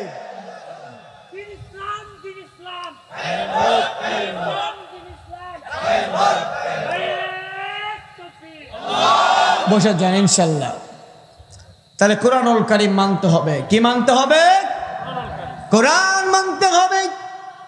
কোরআনুল কারীম অনুযায়ী যদি আমরা দুনিয়ার মধ্যে চলি, কোরআনুল কারীম অনুযায়ী দুনিয়ার মধ্যে চললে আপনার জন্য আমার জন্য বিপদ আসবে কিনা? বিপদ আসবে কিনা? আল্লাহ রাসূল বুক ভরা আশা নিয়ে তায়েফে গেলেন দিনের দাওয়াত দিতে। তায়েফে গেলেন। তায়েফে যাওয়ার পরে রাসূল সেখানে ফুল পেলেন না পাথর পেলেন? ফুল পেলেন না পাথর পেলেন? আল্লাহ রাসূল দ্বীনের দাওয়াতের জন্য সবচাইতে বেশি কষ্ট পেয়েছেন তায়েফে। আল্লাহ আমাকে নিয়ে গিয়েছিলেন, সেখানে আমি গিয়েছি। মক্কা মদিনা গিয়েছি, রাসূলের বিভিন্ন জায়গাতে যেখানে ঘুরেছেন চোখ দ্বারা দেখেছি। খুব কষ্ট পেয়েছি সেই তায়েফে। বিশ্ব নবী যখন দ্বীনের দাওয়াতের জন্য তায়েফের বাবলা বনে গেলেন, আল্লাহ রাসূল যখন তায়েফের মানুষগুলোকে, পথ ভরা মানুষগুলোকে, আল্লাহ ভুলে যাওয়া মানুষগুলোকে, জাহান্নামী মুখী মানুষগুলোকে যখন দ্বীনের দাওয়াত দেওয়ার জন্য গেলেন, আল্লাহর নবী তাম পৃথিবীর মানুষের মঙ্গলের জন্য, মানুষগুলোকে জান্নাতি মেহমান বানানোর জন্য তায়েফের বাবলা বনের মানুষগুলোর কাছে কুরআনুল কারীমের দাওয়াত নিয়ে চলে গেলেন। আল্লাহর নবী যখন গেলেন, যাওয়ার পরে তায়েফের বাবলা বনের নেতা ছিল 3 জন। কয়জন? 3 জন নেতা ছিল। একজনের নাম হলো সাদ, একজনের নাম হলো মাসউদ, আর একজনের নাম হলো আব্দে আলীল। 3 জন ব্যক্তি ছিলেন তায়েফে বাবলা বনের নেতা ছিলেন, তায়েফের নেতা ছিলেন 3 জন। আল্লাহ রাসূল যখন দ্বীনের দাওয়াতের জন্য হাঁটি হাঁটি পা পা করে যখন তায়েফে পৌঁছেছেন, এমন সময় চতুর্দিক দিয়া তারা সৈন্যগুলো জোগাড় করার পরে ছোট্ট ছোট্ট বাচ্চা থেকে ধরে যত যুবক ছিল সব যুবকগুলোকে একত্রিত করে বিশ্ব নবীর উপর হামলা করতে শুরু করেছেন। আল্লাহর নবী সইতে পারে না, চতুর্দিক দিয়ে শুধু পাথর আর পাথর, পাথর আর পাথর।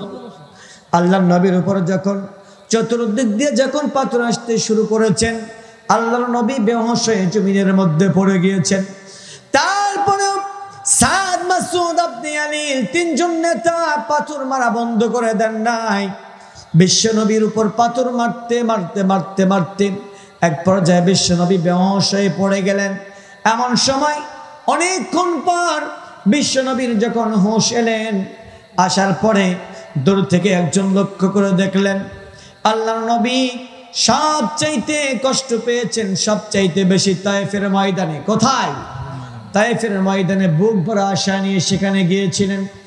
এই মানুষগুলো, যেই মানুষগুলো জাহান্নামী খাতায় নাম লেখা রয়েছে, এই মানুষগুলোর নামগুলো জাহান্নামী খাতা থেকে কেটে কেটে জান্নাতি খাতায় দেওয়ার জন্য।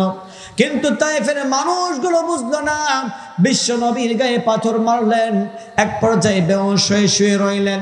যখন বিশ্ব নবীর হুঁশ হলেন, এমনটা পর্যায়ে একজন মানুষ দূর থেকে লক্ষ্য করে দেখলেন বিশ্ব নবীকে খুব ভালোবাসেন, কিন্তু সাদ, মাসউদ, আব্দে আলীলের কারণে বিশ্ব নবীর কাছে আসতে পারতেছেন না। এক পর্যায়ে তার স্ত্রীকে ডাক দিয়ে বলতেছেন, স্ত্রী রে, ও পানের স্ত্রী, বিশ্ব নবী এসেছেন আমাদের জন্য দ্বীনের দাওয়াত দেওয়ার জন্য, খুব ভালো মানুষ, কিন্তু এখানে নেতা রয়েছে 3 জন, সাদ, মাসউদ, আব্দে আলীল, আমাকে যদি দেখে গ্রেফতার করবে। ও প্রাণের স্ত্রী, তোমার কাছে কি কোনো পানি হবে নাকি? পানি দিলে আমি বিশ্ব নবীর মুখে একটু দিতাম। কারণটা হলো সাদ, মাসউদ, আব্দে আলীল এমন ভাবে বিশ্ব নবীর গায়ে পাথর মেরেছেন, শরীরের অঙ্গ প্রত্যঙ্গগুলো ফেটে ফেটে রক্ত পড়তেছে। রক্ত পড়তে পড়তে পায়ের জুতাগুলো রক্তের সাথে লেগে গিয়েছে। বিশ্বনবী বেহুঁশ হয়ে জমিনের মধ্যে পড়ে রয়েছেন। স্ত্রী ডাক দিয়ে বলতেছেন, প্রাণের স্বামী, পানি তো দিতে পারবো। যখন পানি নিয়ে হাঁটি হাঁটি পা পা করে আসতেছিলেন, হঠাৎ করে দেখলেন সাদ, মাসউদ, আব্দে আলীল ব্যক্তিকে ডাক দিয়ে বললেন, ওই কই যাও? চুপ করে রইলেন। পানির গ্লাসটা জমিনে ফেলে দেওয়ার পরে হাতটা ভিজে নিয়ে বিশ্বনবীর কাছে চলে গেলেন। বিশ্ব নবীর কাছে ডাক দিয়ে বলতেছেন, নবীজি, আপনার জন্য পানি নিয়ে আসতেছিলাম, কিন্তু সাদ, মাসউদ, আব্দে আলীল দূর থেকে লক্ষ্য করে দেখেছেন, যার কারণে পানি নিয়ে আসতে পারি নাই।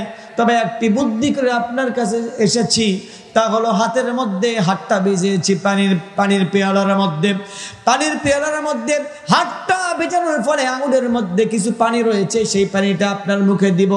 বিশ্বনবী বললেন, হ্যাঁ দিয়ে দাও। বিশ্বনবী যখন হাতটা দিয়ে দিলেন, বাচ্চা যে এইরকম ভাবে দুধ খায় সেই রকম চুষতেছিলেন। এক পর্যায়ে বিশ্বনবী যখন হুঁশ এসে গেলেন, এমন সময় বিশ্বনবী সেখান থেকে যখন সরে গেলেন, সাদ, মাসউদ, আব্দে আলীল এই তামাশা দেখে বিশ্বনবীকে কষ্ট দেওয়ার জন্য, এই মানুষগুলো বিশ্বনবীকে কষ্ট দেওয়ার জন্য কষ্ট পেয়েছেন, এই জন্য সাদ, মাসউদ, আব্দে আলীল বেশি বেশি মদ পান করতেছেন আর নাচতেছেন। কিন্তু আল্লাহ রাব্বুল আলামিন আল্লাহর নবীকে যদি কষ্ট দেয়, কোরআনুল কারীমের বিরুদ্ধে যদি কোনো মানুষ চলে যায়, দুনিয়ার সমস্ত মানুষ ছাড় দিলেও আল্লাহ ছাড় দিবেন না। কথা বলেন ঠিক কিনা? এক পর্যায়ে যেই ব্যক্তি বিশ্বনবীকে পানি দেওয়ার জন্য এসেছিলেন, সেই ব্যক্তি নিজেই সাক্ষী দিলেন, আমরা যখন বিশ্বনবী সেখান থেকে সরে গেলেন, এক পর্যায়ে সাদ মাসুদ আব্দে আলীন সেখানে যখন নাচতেছেন, মদ পান করতেছেন, এমন সময় দূর থেকে লক্ষ্য করে দেখা যায় মদটা যখন খেতে থাকলো, এক পর্যায়ে মদ খেতে খেতে নাচতে নাচতে হঠাৎ করে তাদের শরীর থেকে পোড়া পোড়া গন্ধ আসতেছে। কি পোড়া? পোড়া পোড়া গন্ধ আসতেছে। অবাক হয়ে গেল তাইফের মানুষগুলো, কি ব্যাপার? সাদ মাসুদ আব্দে আলী মদ খায়, পোড়া গন্ধ থেকে আসে কোথা থেকে?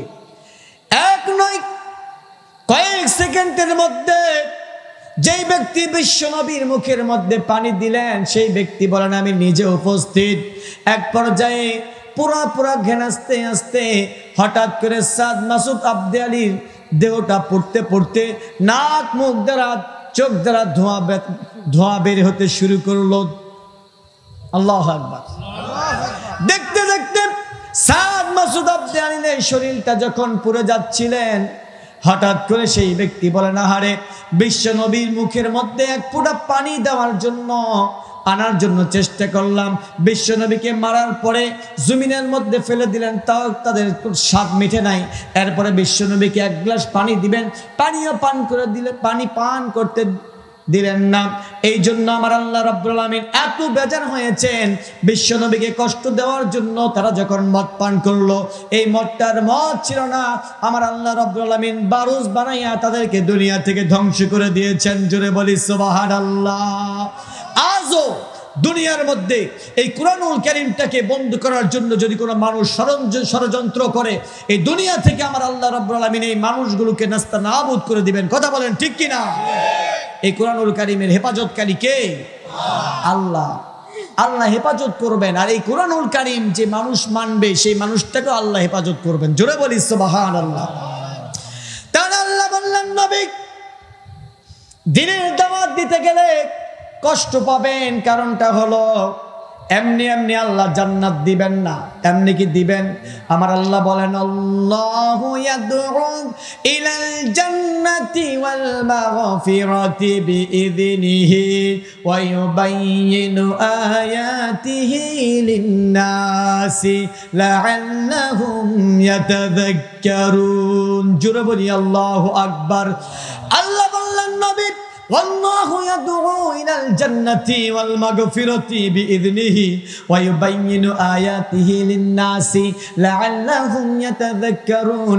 আমার আল্লাহ রাব্বুল আলামিন বললেন নবী, বান্দা যখন আমি আল্লাহ রাব্বুল আলামিন এই তামাম পৃথিবীর সমস্ত মানুষগুলো যখন আমার ভয়ে আমাকে পাওয়ার জন্য এই মানুষগুলো যখন আত্মসমর্পণ করবে আমার কাছে, কার কাছে? আল্লাহর কাছে আত্মসমর্পণ করবে। কার কাছে? কার কাছে? আল্লাহর কাছে। কোন মানুষের কাছে মাথা নত করা যাবে না। যাবে কি? যাবে না।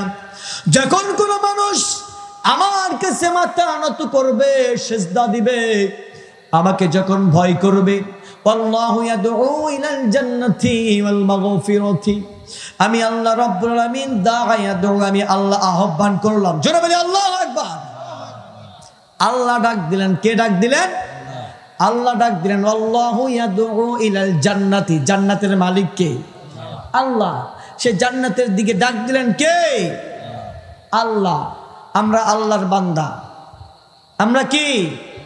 আল্লাহর বান্দা। আল্লাহর বান্দা, আল্লাহর জান্নাত। ডাক দিলেন কে? নিজেই ডাক দিলেন, চিন্তার কোনো কারণ নাই।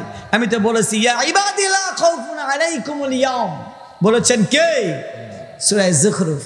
আল্লাহ বলেছেন তোমাদের কোনো চিন্তাও নাই, ভাবনাও নাই, তোমাদের মানতে হবে কুরআনুল কারীম। জোরে বলি সুবহানাল্লাহ। মানতে হবে কি? কোরআন মানতে হবে। সেই আল্লাহ রাব্বুল আলামিন বললেন আল্লাহু ইয়াদউ ইলাল জান্নাতি ওয়াল মাগফিরাতি, আমি আল্লাহ রাব্বুল আলামিন তোমাদেরকে জীবনের গুনাহ মাফ করব। কি মাফ করবেন? জীবনের গুনাহ মাফ করবেন। কার কাছে গেলে? আল্লাহর কাছে গেলে। মাপ চাইতে হবে কার কাছে?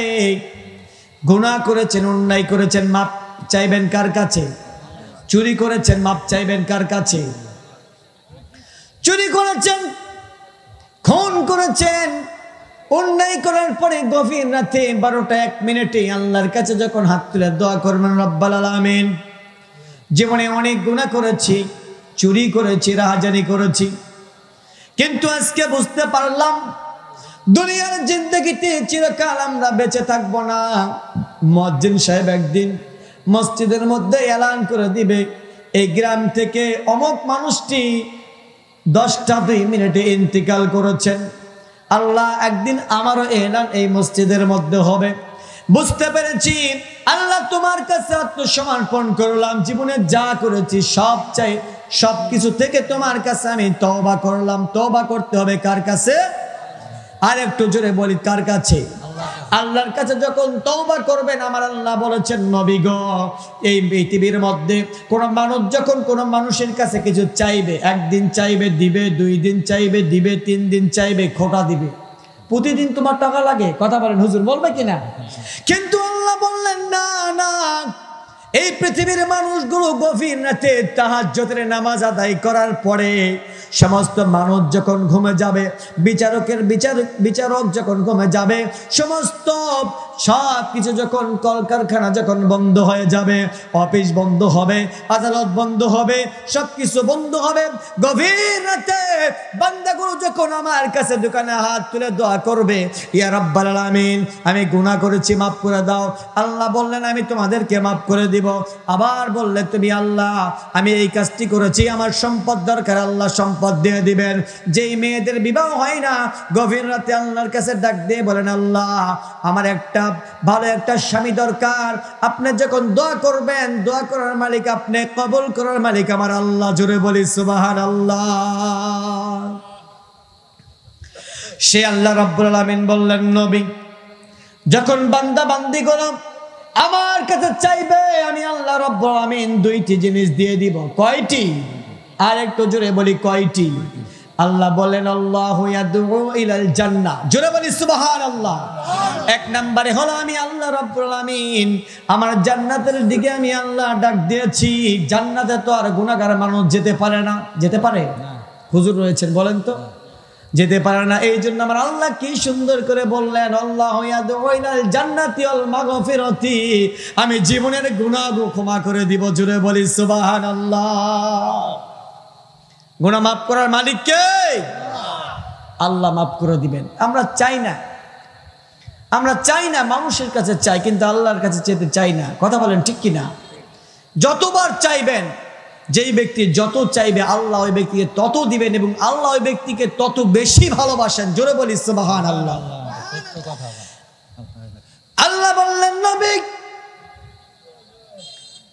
এই মানুষগুলোকে বলে দাও, এই জমিনের মধ্যে মানুষগুলোকে এমনি এমনি তৈরি করে পাঠাই নাই। সূরা মুলক তেলাওয়াত করেছি, মনে আসেনি?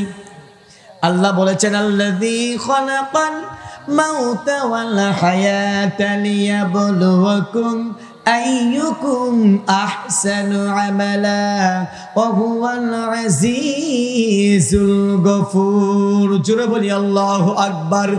আল্লাহ বললেন নবী আমি মৃত্যু তৈরি করেছি আগে, কারণ তখন জমিনের মধ্যে মানুষগুলো থাকবে চিন্তায়, এই মানুষগুলো বহু আশা রয়েছে, এই মানুষগুলোর বহু আশার শেষ নাই। ব্যাংক করেছে, ব্যাংক ব্যালেন্স করার পর মনে হয় একজন নেতার 365টা বাড়ি, আরো মনে হয় বাড়ি করার দরকার আছে, কিন্তু 3.5 হাত মাটির নিচে থাকবে, এই বাড়ির চিন্তায় একবারও করে না। কথা বলেন ঠিক কিনা?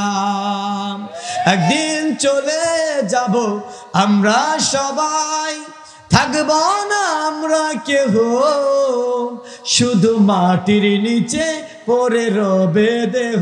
মুখস্থ করে যাবেন, একদিন চলে যাব আমরা সবাই, থাকব না আমরা কেহ, শুধু মাটির নিচে পড়ে রবে দেহ, শুধু মাটির নিচে পড়ে রবে দেহ। কথা বলেন ঠিক কিনা? মাটির নিচে পড়ে রবে, দেহটা পড়ে রবে, এই চিন্তা করি না। এমন এমন নেতা রয়েছে আজকে তালে রয়েছেন তারা, কিন্তু 365টা বাড়িরও খোঁজ পাওয়া গেছে। কথা বলেন ঠিক কিনা? আরে মাটির নিচে পড়ে থাকবে, এই বাড়ির খোঁজ নাই, উপরের দালান কোড়া করে কি লাভ আছে? সেই বাড়ির কাজ করতে হবে। এই জন্য পরিষ্কার একটা বক্তব্য দিয়ে যাই, আমার আল্লাহ রাব্বুল আলামিন বললেন, নবী দুনিয়ার মধ্যে চিরকাল কোনো মানুষ থাকবে না, এই দুনিয়া থেকে এই মানুষগুলোকে একদিন যেতে হবে, ইচ্ছাই অনিচ্ছাই মানুষগুলো দুনিয়া থেকে একদিন চলে যাবে। এই জন্য যেতেই যখন হবে, আমার আল্লাহ রাব্বুল আলামিন একটা পরিষ্কার বক্তব্য দিয়ে দিলেন, নবী গো এই মানুষগুলোকে বলে দাও, আল্লাযী খালাকাল মাউতা ওয়াল হায়াতা লিয়াবলুয়াকুম আইয়ুকুম আহসানু আমালা। জোরে বলি আল্লাহু আকবার।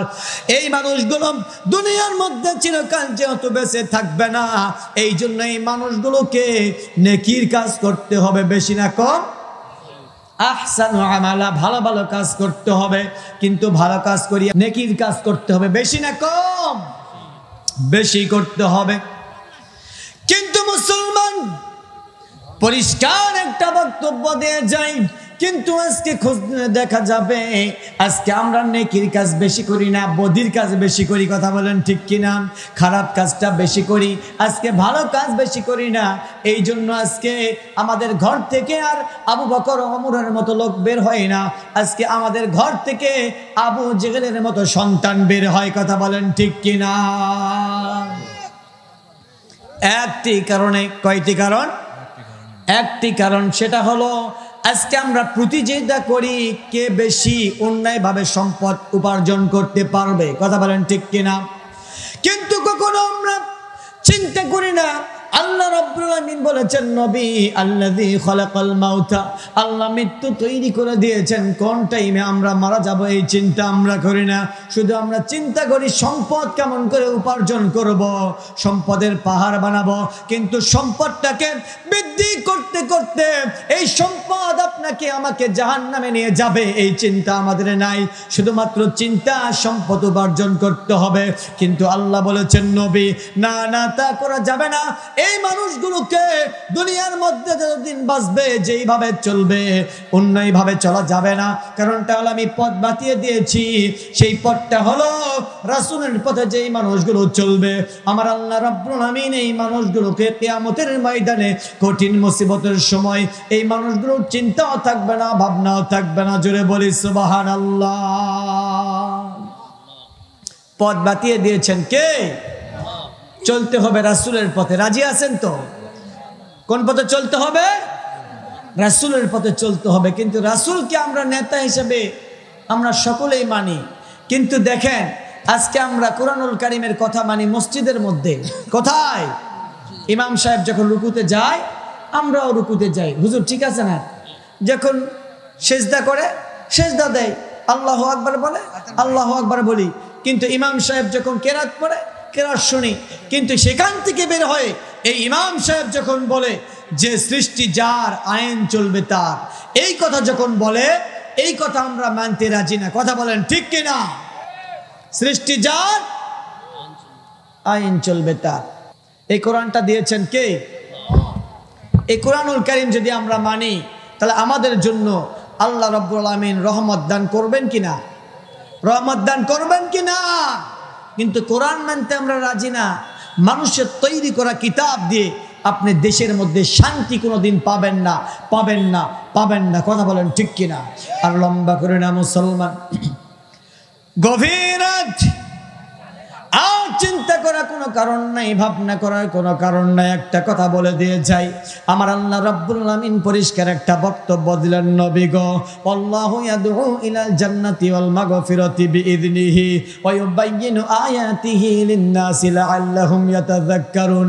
আল্লাহ বলেছেন, নবী এই মানুষগুলো দুনিয়ার মধ্যে যখন নেকির কাজ করার পরে, এই মানুষগুলো যখন বদির কাজ করবে, এই মানুষগুলো যখন গুনাহ করবে, এক পর্যায়ে মানুষগুলো যখন আল্লাহর কাছে দুখানে হাত তুলে ডাক দিয়ে বলবে, রব্বুল আলামিন জীবনে গুনাহ করেছি, আল্লাহ মাফ করে দাও। আমার আল্লাহ রব্বুল আলামিন বললেন, ওই বান্দাকে আমি দুটো উপহার দিব। জোরে বলি সুবহানাল্লাহ। তার মধ্যে প্রথম নাম্বারে হলো আমি আল্লাহ রব্বুল আলামিন জীবনের গুনাহ মাফ করে দিব। দ্বিতীয় নাম্বারে হলো আমার জান্নাত দিয়ে আমি আল্লাহ ওই বান্দাকে ধন্য করব। জোরে বলি সুবহানাল্লাহ।